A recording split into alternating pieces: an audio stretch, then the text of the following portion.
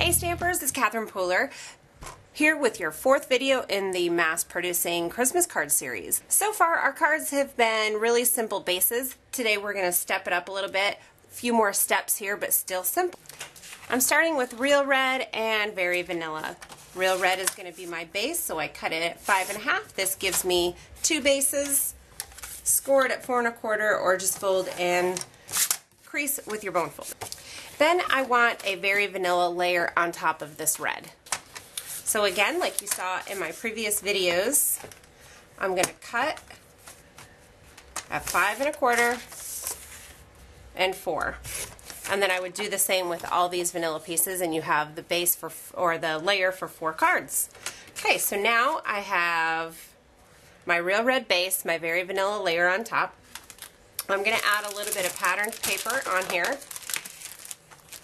You may have figured this out already. It took me a few years to do so, but let me see, let me choose my pattern. All of these are just gorgeous. When you're doing patterned paper on a card and you're mass producing, this is the best way to get the most of your patterned paper. You are going to cut it 4 inches by a number that's divisible by 12, so either 2, 3, or 4. I'm going to do 3 so that you can cut 4 by 3 inch pieces out of your whole piece of designer series paper that comes 12 by 12, and you're not going to have any waste. It's going to come out perfectly. Now I could have cut it this way, but then again it's going to be cut at 5 1/4 and you're going to have waste on your DSP. So this gives you perfect use of all your designer paper. Okay, and sometimes I forget to follow my own rule, and I'm not going to forget this time. Stamp first. So I'm going to do the Contempo Christmas stamp set, which is right here. And I want to ink up my Christmas tree. I want it to be different colors, so I need to use my markers.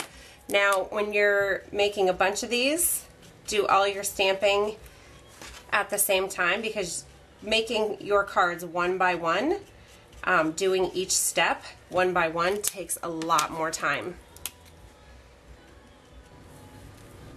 So I'll stamp that right up at the top, and then the Merry Christmas greeting right next to it. Now if I had messed up, I could stamp again at the bottom, because then I could put my designer series paper up here, and then of course I have two other spots to stamp. So if you mess up a lot, you got lots of room to work with.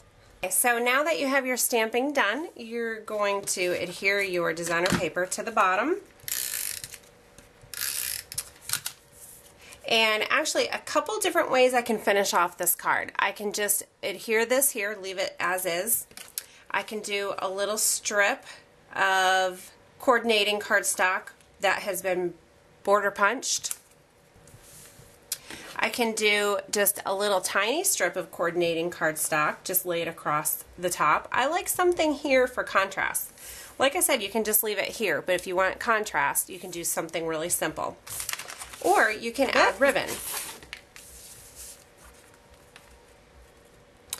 So now in just a matter of minutes, we have a really great Christmas card. A couple different ways, variations that I gave you to dress this up. And if you're enjoying this card series that I'm doing, you might want to think about joining Stamp Nation. Right now we're doing a holiday card series over there as well, and there's at least 15 cards up there already, and more to come, along with project ideas and gift ideas for the holiday seasons coming up.